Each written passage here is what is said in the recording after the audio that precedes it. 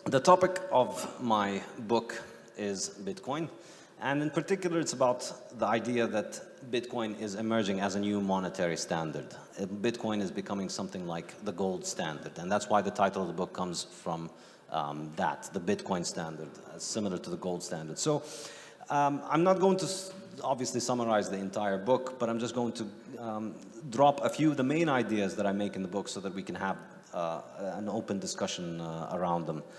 The first concept that I discuss in terms of trying to understand what is it that makes Bitcoin money is to understand what is it that makes anything money. Why does money come around? And there's the first 7 chapters of my book do not even mention Bitcoin almost entirely because they discuss money in general. And we look at the history of money over time, what gets chosen as money, what stops being used as money, why do things go from being used as money to stopping being used as money. And I think, in my opinion, the argument that I make is that the most important factor that determines whether something can be used as money today or in the last couple of thousand years is the fact that it is hard to produce. If something is easy to produce, people use it as money, others will produce more of it, and then the price of it will come crashing down, and then it becomes a useless store of value. If it's hard to produce, people use it as money, they store their value in it, the price goes up, it's hard for others to produce more of it and then bring the price down. So this is why if we look historically, we find that the best forms of money were always the hardest to make. In places where seashells were rare to find, rare seashells were used as money.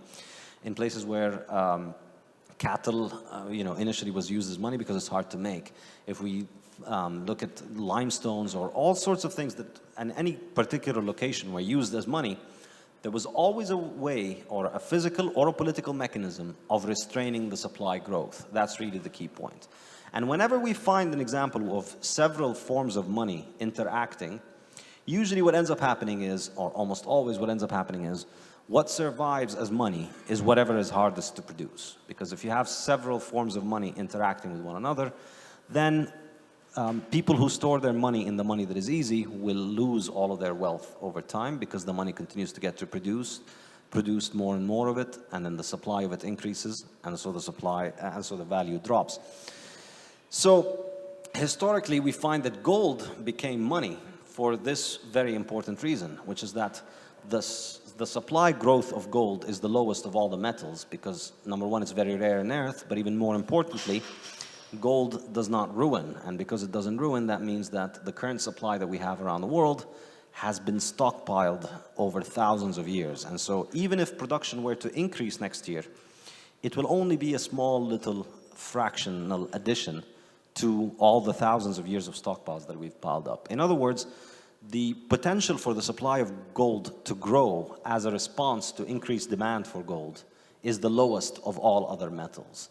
Therefore, it's a hard money. Therefore, gold was the hardest money that humanity had ever had because the supply grows every year at around between 1% and 2%. That's it. No matter what happens to the gold price, the mining output of gold is always around 1 or 2% of stockpiles. And that's what I think makes gold money over many, many years, because nobody could ever guarantee such a low supply growth. Now, if we move and look at government monies, we find the same story. Currencies whose governments prints a lot of them, whose supply increases a lot, they lose their value quickly. And then people move towards the harder currencies whose supply increases less and less. So the main currencies of the world, like the dollar and the euro and the Swiss franc, and the most commonly used around the world, you find that the annual supply growth of these currencies is around 3% per year, 5, 7%, something like that. Whereas, the currencies that are always witnessing crises and inflation, you find that the supply growth there is 10, 20, 30, 50, maybe even much more. And so we have this dynamic over time always, and it's partly due to human psychology that people can recognize that gold is a better store of value than copper, but it's also not just human psychology, it's also natural market selection. It's just people who choose the better money end up with more wealth in the long run. People who choose the worse money end up with less wealth in the long run. Enter Bitcoin. Why is Bitcoin important here? Because Bitcoin has, in the next few years, in about 4 or 5 years, Bitcoin will have the lowest supply growth of anything that has ever been used as money. And it will be reliably lower. Right now, the supply growth of Bitcoin is around 4% per year, which is a little bit more than double of the supply growth rate of gold. But in about 4 or 5 years, it'll drop below that, and then the supply will continue to grow at a lower rate until it stops completely. Why I think this is very important is because this is the reason that Bitcoin won't go away. There are a lot of good reasons, I'm sure many of you have heard, for why Bitcoin is bad. Bitcoin is evil, it consumes a lot of electricity, it's bad for the children, and it's bad for everything. I'm sure you've read the newspapers and you know all the stories. And yet it refuses to go away. Why? In my opinion, because it's very good money. It's very hard money. It's harder money than all the other kinds of monies. And people are just not going to give it up. People might pretend that they will give it up, but people understand that the hardness of it makes it more valuable to hold than currencies that increase every year by 10% in their supply. So if you extrapolate Bitcoin's supply 50 years from now, Bitcoin's supply will grow at about only another extra 20% over the current supply of Bitcoins. Whereas if you extrapolated the euro or the dollar or the yen or any of these currencies over the next 50 years, just by extrapolating what happened over the last 20 or 50 years or whatever, you're going to get several multiples. You know, you're going to get 500%, 600%, 1,000% multiple of the current supply. So thinking of it in the long run, this is an enormously important factor, and I think more and more people are going to wake up to it over time. And you know, the significance of this is that Bitcoin, in my opinion, is not really optional. You know, you can't just say, I don't like Bitcoin, and so I'm just going to keep using my money. There are a couple of stories that I include in my book about societies and what happened to them when a harder form of money entered them. So for instance, West Africa, they did not have manufacturing of glass beads very common. And so glass beads were used as money because they were very hard to make. But then when Western Europeans started traveling down to West Africa and saw that these glass beads were used as money, they would go back to Europe, fill up an entire boat with these glass beads, and then transport it down to West Africa and use it to buy things in West Africa. Eventually, those beads came to be known as the slave beads because it was a way for Europeans to just keep buying everything that the Africans had with them, while the value of the money that the Africans had collapsed. In other words, you know, the Africans couldn't have just said, you know, we don't believe in gold as money and we don't like gold, we prefer glass beads because we've always had glass beads. And because if your money is easy, the people who use harder money, the people who use gold, will find it trivial to make more of your glass beads and then to come and bring them to Africa and use them. And this, I think, is part of the significance of why Bitcoin matters, the hardness of the money. And the fact is that it is also the first strictly scarce liquid asset that we have ever had as human beings. So people talk about scarcity, but I think there's a little bit of a misunderstood element of it. People think in terms of, you know, the quantity of physical metals and resources on Earth is limited, and so everything is scarce. I don't think that's entirely accurate because it's immaterial what the amount of these metals is on Earth. The quantity of iron or copper or gold or oil or anything that we consume as a society is not limited by how much we have on Earth. It's limited by how much time we dedicate to it as opposed to the other needs. In other words, if the demand for copper increases drastically for whatever reason tomorrow, it won't be trivial for us to triple copper production next year and then to keep tripling it for a very long time. It'll be very costly in terms of other goods and services, but it won't be impossible. In other words, the limit on how much copper we have is not in the copper itself, it's in our time. So this, I think, is true of every resource, and I think, and I quote the economist Julian Simon, who's sort of an Austrian, but he's American, and he says, you know, the only real resource, the only scarce resource is human time, because that's the resource that can be used to make more of anything. Nothing else is scarce. Well, now, Julian Simon is not with us, but now we have one more thing that is also scarce like human time, which we cannot make more of no matter what, and that is Bitcoin. I mean, other than that, okay, there are things that we can't make more of. We'll never make another Mona Lisa, we'll never make another those things, but these things are not liquid. These things are not things that you can use for payment. These things are not divisible and transportable and so on. But Bitcoin is the first liquid asset, or resource if you want, whose supply is truly and scarce, strictly scarce, as I like to call it in my book. And I think the significance of this is that when you understand that time is the only thing that's really scarce for us as human beings, and that money really is an attempt to save our wealth across time, or specifically to preserve the fruits of our labor from today into the future. Money is a technology, essentially, for making the fruits of our labor today available for us for future consumption. Now, you can think of the inflation of the supply of the money as being like an inefficiency in the engine of that technology. Because if you store your wealth in a money whose supply is limited, whose supply is increasing, your wealth is being drained out of that money that you stored it because the money supply is increasing. So now, finally, we have a liquid resource where you can store your wealth wherein nobody can increase the supply.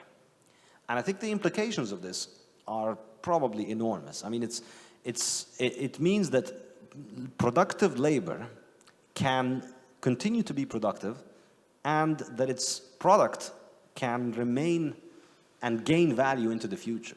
And I think that's going to have very significant effects on how we live our lives, which brings me to the topic of the importance of sound money and the importance of hard money. In chapter 5 of my book, an entire chapter is dedicated to this question, and it's particularly about time preference.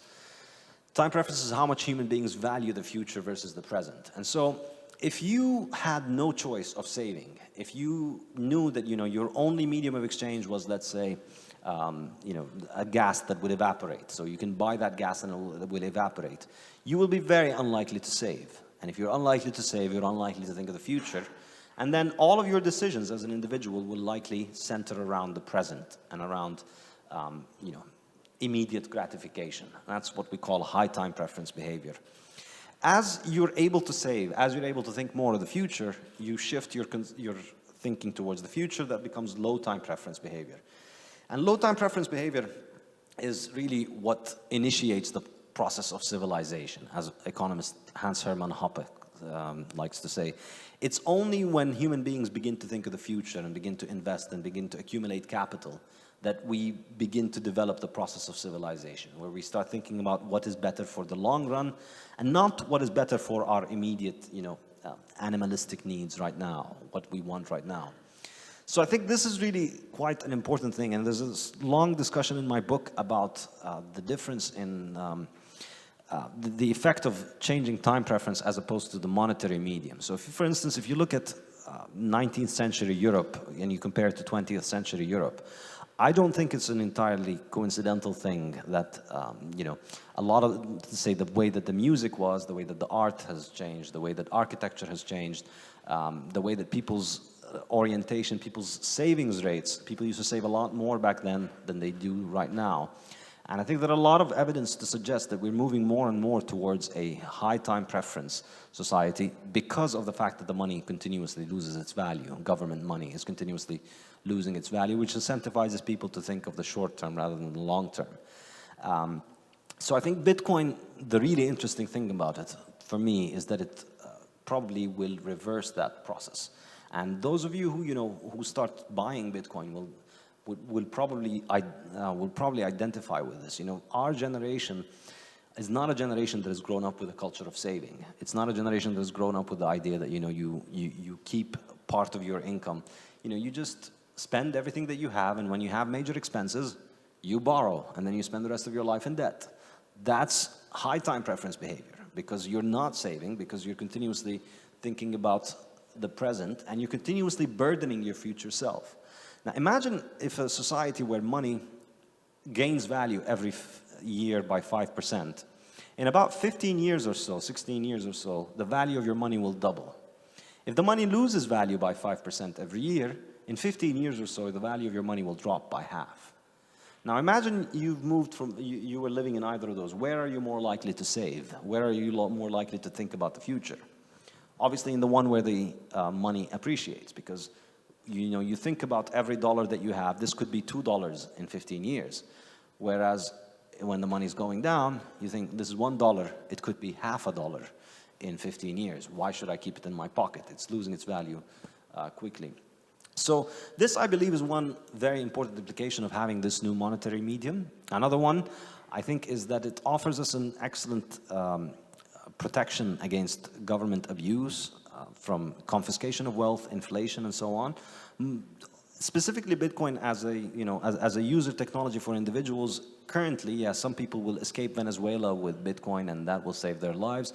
But I think in the long run, the deeper impact that it will have is that it is going to make it harder and harder for governments to finance their operations through inflation.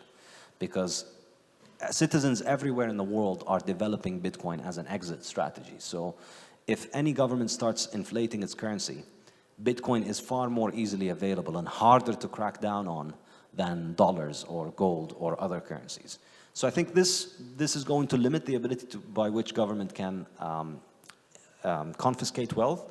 And thirdly, I think the main concept of my book is that how Bitcoin is developing is becoming more and more similar to the gold standard, in the sense that, and those of you who followed Bitcoin might be familiar with the story of Bitcoin scaling and Bitcoin growing.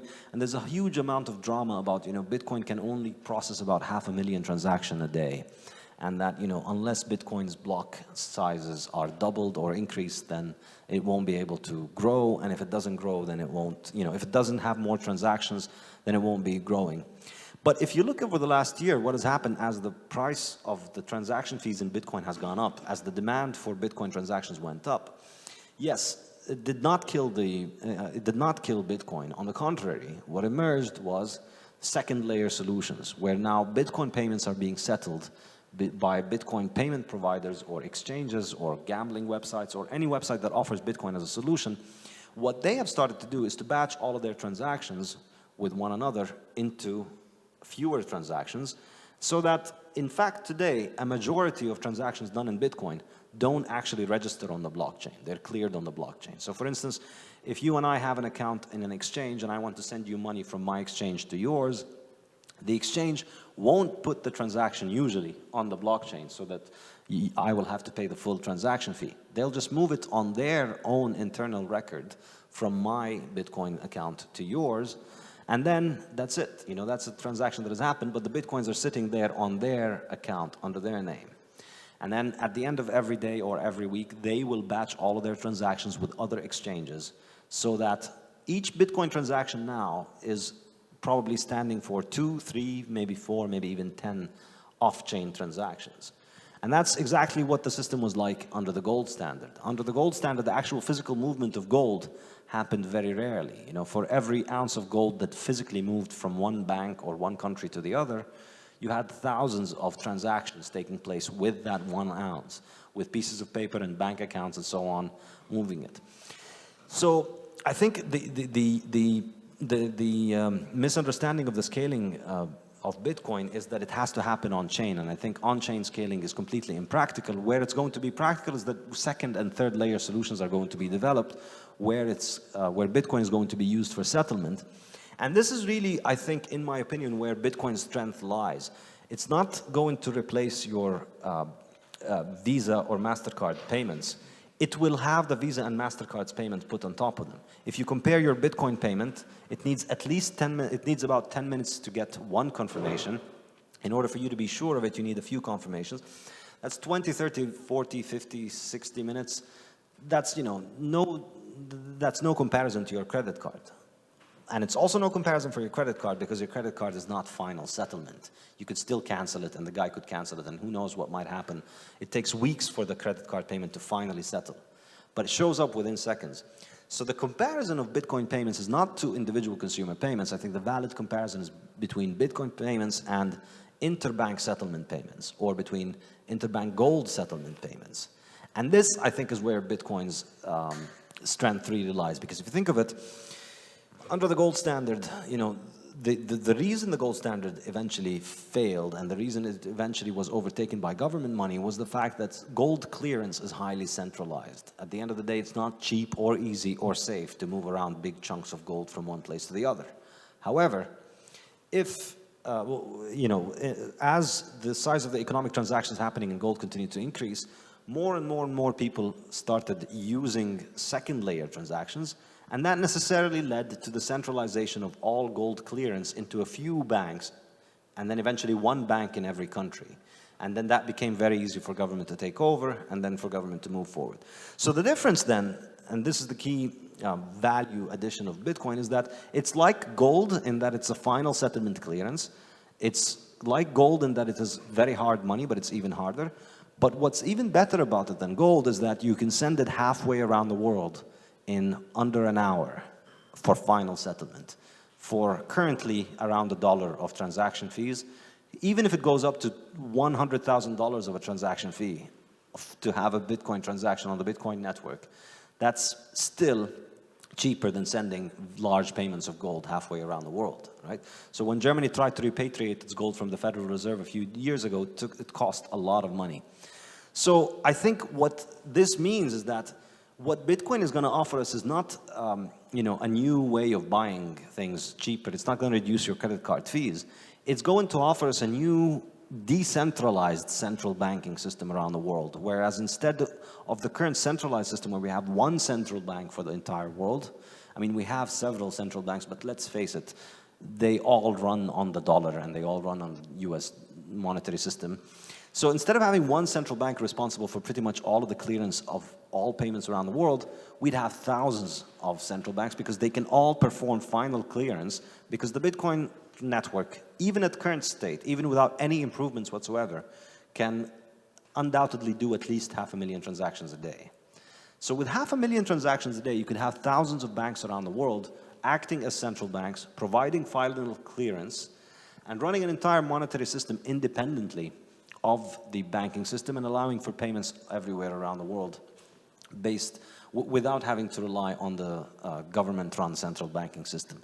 It's a viable alternative to central banking, and this is a viable alternative that's only continuing to grow. And the main advantage that it has, which is the reason why people should take it seriously and stop dismissing it, is that it is harder money than anything that we've ever known, and certainly much harder than any of the monies that any of the central banks today are using.